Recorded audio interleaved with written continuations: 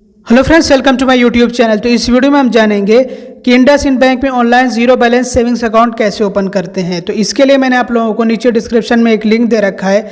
आप लोग उस लिंक पे अगर क्लिक करेंगे तो डायरेक्टली विजिट कर जाएंगे उस पेज पे जहां से आप अपना अकाउंट ओपन कर सकते हैं। तो इस वीडियो में आप लोगों को मैं स्टेप बाय स्टेप सिखाने वाला हूँ कि आप कैसे इंडसइंड बैंक में online zero balance account open कर सकते हैं। तो बहरहाल आपकी आसानी के लिए नीचे डिस्क्रिप्शन में लिंक है, आप उस पर क्लिक करिएगा तो आप डायरेक्टली विजिट कर जाएंगे। तो इस अकाउंट का जो नाम है वो है इंडस डीजी स्टार्ट अकाउंट, और यहाँ पे बहुत सारे अकाउंट्स आपको देखने को मिलेंगे, लेकिन जो मैंने आप लोगों को नीचे डिस्क्रिप्शन में लिंक दिया है वो इंडस डीजी स्टार्ट अकाउंट का है। तो आपको परेशानी नहीं होगी, आपको ढूंढना नहीं पड़ेगा इस तरह से, और आप डायरेक्टली उसी पेज पे विजिट करेंगे जो आपको अपना अकाउंट ओपन करना है। ये वाला इंडस डीजी स्टार्ट अकाउंट, जैसा कि आप यहाँ पे पढ़ सकते हैं, ज़ीरो बैलेंस रिक्वायरमेंट यहाँ पे लिखा गया है साफ साफ। तो ये एक ज़ीरो बैलेंस अकाउंट है और यहाँ पे आपको अप्लाई नाउ का ऑप्शन देखने को मिलता है।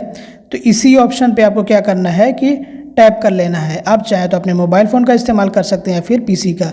उसके बाद ओपन योर अकाउंट नाउ पे आपको जो है यहाँ पे टैप करना है इस तरह से, और अपना मोबाइल नंबर एंटर करना है और यही मोबाइल नंबर आपका अकाउंट नंबर हो जाएगा। स्टार्टिंग में 2 डिजिट्स ऐड होंगे और उसके बाद आपका मोबाइल नंबर होगा जो कि आपका अकाउंट नंबर हो जाएगा। अगर अवेलेबल होगा तब, नहीं अवेलेबल होगा तो कोई दूसरा अकाउंट नंबर आपको दिया जाएगा। तो बहरहाल यहाँ पे आपको सबसे पहले अपना मोबाइल नंबर एंटर करना है और नीचे ये अवेलेबिलिटी चेक करेगा, अवेलेबल होगा तो फिर उसके बाद शुरू में 2 डिजिट्स ऐड करके वो आपका अकाउंट नंबर बना दिया जाएगा। एक तरह का स्पेशल अकाउंट नंबर होगा, वीआईपी अकाउंट नंबर कह सकते हैं इसको आप। तो चलिए, मैंने यहाँ पे अपना मोबाइल नंबर एंटर किया और ये अवेलेबल है। तो बस ये मेरा अकाउंट नंबर हो गया, इसमें 15 शुरू में ऐड कर दिया गया है, उसको कंटिन्यू पे टैप कर दिया मैंने। और अब एक OTP आएगा जो कि हमें वेरीफाई करना होता है, मतलब ये OTP यहाँ पे हमें एंटर करना है और वेरीफाइड पे टाइप कर देना है। ये OTP हमारे उसी मोबाइल नंबर पे आता है जो अभी यहाँ पे हमने एंटर किया था। और इस अकाउंट के लिए आपके पास आधार कार्ड होना, पैन कार्ड होना ज़रूरी है। आपकी एज जो है 18 या 18 अबव होनी चाहिए है और आपका मोबाइल नंबर आपके आधार से लिंक्ड होना चाहिए। तो चलिए, यहाँ पे हम OTP एंटर करके वेरीफाई पे टैप कर लेते हैं और आगे के प्रोसेस आपको दिखाते हैं। तो ये हमने जो है वेरीफाई कर लिया इसको। अब यहाँ पे हमें क्या क्या अपनी डिटेल्स इंटर करनी है। तो सबसे पहले नियरेस्ट सिटी लोकेशन हमें यहाँ पे इंटर करना है, उसी के अकॉर्डिंग हमारी ब्रांच चूज़ की जाएगी, उसी के अकॉर्डिंग हमारी जो ब्रांच सेलेक्ट की जाएगी। और उसके बाद हमें अपना आधार नंबर या फिर जो है VID नंबर एंटर करना होगा। और उसके बाद हमें क्या करना है, अपना पैन नंबर यहाँ पे सबसे लास्ट में एंटर करना है और यहाँ पे हमें जो है टिक मार्क लगा लेना है, चेक कर लेना है इसको। तो चलिए फटाफट से ये सारी डिटेल्स हम इंटर कर लेते हैं। तो हमने यहाँ पे अपनी सारी डिटेल्स इंटर कर ली, चेक मार्क लगा लिया। अब सेंड वेरिफिकेशन OTP पे टैप कर देना है। अब जो OTP आता है ये हमारे रजिस्टर्ड मोबाइल नंबर पे आता है जो हमारे आधार कार्ड से लिंक्ड है, उसी मोबाइल नंबर पे आता है। तो वो OTP यहाँ पे हमें इंटर करना होता है। तो चलिए थोड़ा सा इसके लिए हम वेट कर लेते हैं और यहाँ पे हमने OTP इंटर कर लिया और उसके बाद कंटिन्यू पे यहाँ पे टैप कर देते हैं इस तरह से। तो इसके लिए हमें यहाँ पे थोड़ा सा वेट करना होगा और ये जैसे वेरीफाई हो जाता है हमें अपनी आगे डिटेल्स वगैरह फिल करनी होती है, कुछ जो पर्सनल डिटेल्स होती हैं। यहाँ पे सारी हमारी डिटेल्स हमारे आधार से फेच कर ली जाती है, हमारी पर्सनल डिटेल्स। और जो कुछ यहाँ पे हमें ब्लैंक देखने को मिलता है, मतलब खाली देखने को मिलता है, वो सारी डिटेल्स हमें यहाँ पे फिल करनी होती हैं। तो चलिए, जैसे कि यहाँ पे email ID हमें फिल करना है, ये ज़रूरी है। तो यहाँ पे हमने अपना email ID एंटर कर लिया और उसके बाद हमें मैरिटल स्टेटस अपना सेलेक्ट करना है। तो सबसे पहले तो हम अपना जो है यहाँ पे email ID एंटर कर लेते हैं इस तरह से, और उसके बाद यहाँ पे मैरिटल स्टेटस, और उसके बाद mother's name, mother's maiden name, उसके बाद जो है फादर्स नेम या फिर हस्बैंड्स नेम। तो ये सारी डिटेल्स हमें इंटर करनी होती हैं। तो ये हमने फादर नेम इंटर कर लिया है, आपके पिता का नाम यहाँ पे आपको एंटर करना है या फिर हस्बैंड का नाम। और उसके बाद यहाँ पे लाइन ऑफ बिजनेस हमें सेलेक्ट करना है, चूज़ कर लेना है। हम क्या बिज़नेस करते हैं, किस तरह का बिज़नेस करते हैं, वो हमें यहाँ पे चूज़ कर लेना है। उसके बाद ऑक्यूपेशन यहाँ पे हमें अपना चूज़ करना है, सेलेक्ट करना है, जैसे सैलरीड, सेल्फ एम्प्लॉयड, प्रोफेशनल। तो जो भी आप कर रहे हो, जो भी आपका ऑक्यूपेशन है, सेलेक्ट कर लीजिएगा। और यहाँ पे एक इनकम आप अपनी सेलेक्ट कर लीजिएगा, आपकी कितनी इनकम है, कितनी से कितनी इनकम है, वो एक अंदाज़ा होता है, आप सेलेक्ट कर लीजिएगा। सारी डिटेल्स वगैरह फिल कर लीजिएगा इसको। और यहाँ पे आपका कम्युनिकेशन एड्रेस, अगर कोई अलग एड्रेस है तो आप इंटर कर दीजिएगा। यहाँ पे इस तरह से इस पर टिक मार्क लगा करके आप इंटर कर दीजिएगा। अगर सेम है तो यहाँ से आप टिक मार्क हटा दीजिएगा, मतलब इसको चेक ही मत करिएगा, अनचेक कर दीजिएगा इसको। तो ये जो है जो आपका परमानेंट एड्रेस है वो आपका कम्युनिकेशन एड्रेस हो जाएगा, और अगर अलग है तो फिर उसके बाद कम्युनिकेशन एड्रेस आपको एंटर करना होगा। और यहाँ पे देखिए आपको 3 ऑप्शंस देखने को मिलते हैं। अब मैं आप लोगों को ये तीनों ऑप्शन समझा देता हूँ। पहला वाला जो ऑप्शन है do not wish to receive DBT benefits, दूसरा वाला जो ऑप्शन है receive DBT benefits in this account and not seeded any other account, और तीसरा वाला जो ऑप्शन है receive DBT benefits in this account and not in the previously mapped account. पहला वाला जो ऑप्शन होता है इसका मतलब आप लोगों को मैं बताता हूँ कि आप जो है डीबीटी रिसीव करना ही नहीं चाहते हैं। डीबीटी क्या होता है? डायरेक्ट बेनिफिट ट्रांसफ़र, जो आपको सरकार की तरफ से स्कीम्स वगैरह के पैसे मिलते हैं या फिर सब्सिडीज़ के पैसे मिलते हैं, उसके बारे में बात हो रही है। और दूसरा जो ऑप्शन है इसका मतलब ये होता है कि आप जो है अपने इस अकाउंट में डीबीटी रिसीव करना चाहते हैं, डायरेक्ट बेनिफिट ट्रांसफ़र, जो सरकार की तरफ से आपको जो स्कीम्स वगैरह के पैसे मिलते हैं या फिर सब्सिडीज़ के। और तीसरा वाला जो ऑप्शन है इसका मतलब ये होता है कि आप अपने किसी दूसरे अकाउंट में नहीं रिसीव करना चाहते, बल्कि आप अपने इस वाले अकाउंट में रिसीव करना चाहते हैं। अगर आप पहले किसी अपने दूसरे अकाउंट में रिसीव कर रहे थे डीबीटी और आप चाहते हैं कि आप अपने इस वाले अकाउंट में रिसीव करें, तो आपको तीसरा वाला ऑप्शन चूज़ करना होगा। तो आप लोगों को मैंने तीनों ऑप्शन समझा दिए, फिर से आप लोगों को बता देता हूँ कि पहला वाला जो ऑप्शन है इसमें से एक सिरे से आप जो है नकार देते हैं कि आपको डीबीटी रिसीव करना ही नहीं है। दूसरा वाला जो ऑप्शन है इसमें इसका मतलब होता है कि आप जो है अपने इस वाले अकाउंट में डीबीटी रिसीव करना चाहते हो। तीसरा वाला जो ऑप्शन होता है इसका मतलब ये होता है कि अगर आप पहले किसी दूसरे अकाउंट में रिसीव कर रहे थे और आप चाहते हैं कि आप इस वाले अकाउंट में रिसीव करें, तो आपको तीसरा वाला ऑप्शन चूज़ करना होगा। इसके लिए आपको बैंक नेम भी देना होगा कि कौन से बैंक में आप रिसीव कर रहे थे, तो बैंक नेम यहाँ पे आपको देना होगा। तो आप अपनी मर्ज़ी से चूज़ कर सकते हैं, मतलब कि आप जो है अपने हिसाब से चूज़ करेंगे ना कि आपको जो रिसीव करना है डीबीटी या फिर नहीं करना है अपने इस अकाउंट में। तो खैर इस मामले में तो आपको खुद ही डिसाइड करना होगा, मैं तो आपको नहीं बताऊँगा ना। तो बहरहाल आप अपनी मर्ज़ी से चूज़ कर लीजिएगा इस तरह से। उसके बाद आपको क्या करना है, सेव एंड कंटिन्यू पे टैप कर देना है। तो चलिए हमने यहाँ पे दूसरा वाला ऑप्शन चूज़ कर लिया है, और यहाँ पे आपको फिर से मैं बताना चाहूँगा कि आपको अपनी मर्ज़ी से चूज़ करना है कि आपको डीबीटी रिसीव करना है या फिर नहीं रिसीव करना है। उसके बाद सेव एंड कंटिन्यू पे टैप कर देना है आगे प्रोसेस बढ़ाते हुए, और यहाँ पर आपको थोड़ा सा वेट करना होगा।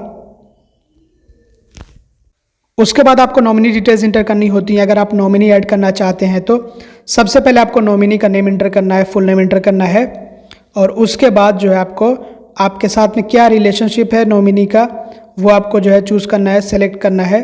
और उसके बाद डेट ऑफ बर्थ, यहाँ पे रिलेशनशिप आपको इस तरह से जो है सेलेक्ट कर लेना है, और उसके बाद जो है डेट ऑफ बर्थ नॉमिनी का आपको यहाँ पे इंटर कर देना है। तो ये सारी डिटेल्स आपको नॉमिनी की इंटर करनी होती हैं। तो चलिए फटाफट से ये सारी डिटेल्स हम फिल कर लेते हैं इसमें, और उसके बाद आप लोगों को आगे का प्रोसेस दिखाते हैं। तो चलिए यहाँ पे हम डेट ऑफ बर्थ इंटर कर लेते हैं जल्दी से, और ये हमने डेट ऑफ बर्थ इंटर कर लिया है।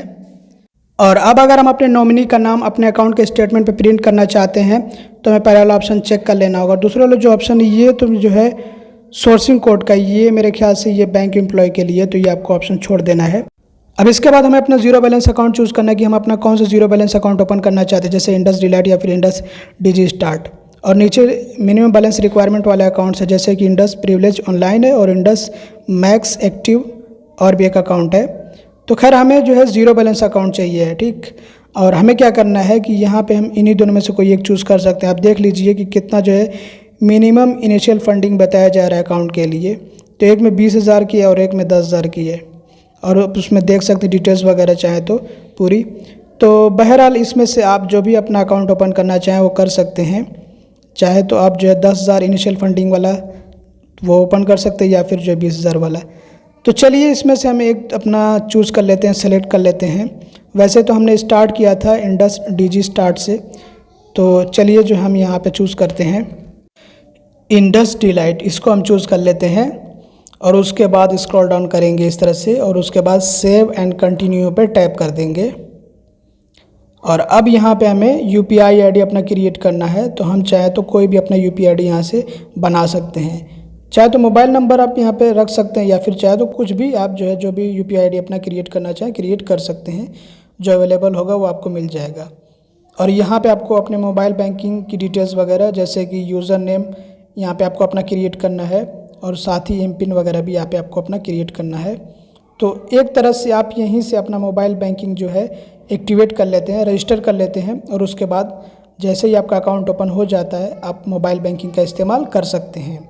तो चलिए फटाफट से ये सब कुछ हम कर लेते हैं जल्दी जल्दी से और आपको आगे का प्रोसेस दिखाते हैं। यहाँ पे आपको एक यूज़र नेम अपने मोबाइल बैंकिंग के लिए एंटर कर लेना, अपनी मर्ज़ी से जो चाहे आप यूज़र नेम बना सकते हैं। जो अवेलेबल होगा यहाँ पे दिखा दिया जाएगा कि आपको ये मिल जाएगा, अवेलेबल है, और जो अवेलेबल नहीं होगा तो उस पर दिखाया जाएगा ये अवेलेबल नहीं है, नॉट अवेलेबल दिखाया जाएगा। तो आपको कोशिश करना है जब ये अवेलेबल इस तरह से दिखाए तो आपको वो जो है क्या करना है कि चूज़ कर लेना है और उसके बाद यहाँ पे आपको अपना एम पिन एंटर करना होता है। ठीक, अपना एम पिन जो आप चाहें बना सकते हैं, रख सकते हैं। ये मैं आप लोगों को डिटेल्स में इसलिए समझा रहा हूँ क्योंकि काफ़ी लोग कमेंट्स करते हैं कि एम पिन होता क्या है, ये सब क्या है, आप बताइए, तो इसलिए मैं बता रहा हूँ।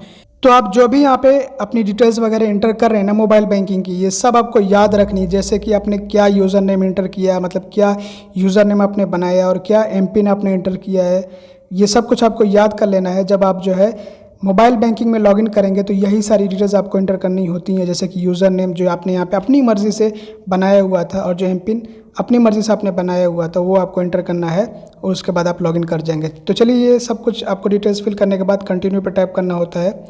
तो हमने यहाँ पे डिटेल्स अपनी इंटर कर ली है सब कुछ सही से, और उसके बाद क्या करना है कि आपको कंटिन्यू पे टैप कर दें, और व्हाट्सएप बैंकिंग चाहिए तो इस पर आपको चेक कर लेना है और उसके बाद आपको कंटिन्यू पे टैप कर देना है। और अब यहाँ पे हमें जो है वीडियो केवाईसी के लिए प्रोसेस करना है, और वीडियो केवाईसी जब हो जाएगी ना हमारे, तो हमारा अकाउंट जो है ये पूरी तरह से एक्टिवेट हो जाएगा। फ़ंड करना चाहे तो यहाँ से आप जो फंड कर सकते हैं अभी, या फिर चाहे तो बाद में आप कर सकते हैं अकाउंट ओपन होने के। तो चलिए हम वीडियो केवाईसी को प्रोसेस करते हैं। इसके लिए प्रोसीड पे हमें टाइप कर देना है और ये वीडियो केवाईसी का टैब खुलेगा और बता दिया जाएगा कि क्या क्या रिक्वायरमेंट्स होती है और क्या करना है क्या नहीं करना, वो सब कुछ बता दिया जाएगा आपको। तो अभी यहाँ पे हमें वीडियो केवाईसी के लिए रेडी होना, और अनफॉर्चुनेटली यहाँ पे हमारी स्क्रीन रिकॉर्ड नहीं हो सकती, नहीं तो मैं आप लोगों को वीडियो केवाईसी का जो प्रोसेस है वो भी दिखा देता।